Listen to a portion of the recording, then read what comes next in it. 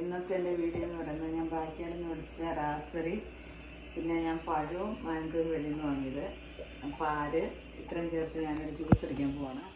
എങ്ങനെയുണ്ടെന്ന് നമുക്ക് നോക്കാം. ഒറിജിനലാണ് നമ്മുടെ റാസ്ബെറി. അപ്പോൾ അതിൻ്റെതായ കളറും നല്ല ടേസ്റ്റുമാണ്.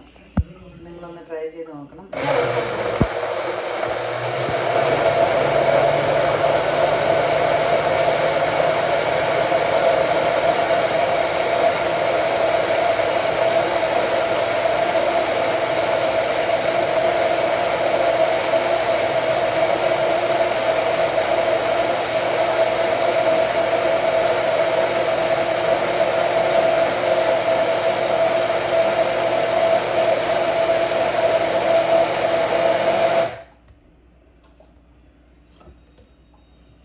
അപ്പോൾ റാസ്ബെറിൻ്റെ കളറ് ലുക്ക് അറ്റ്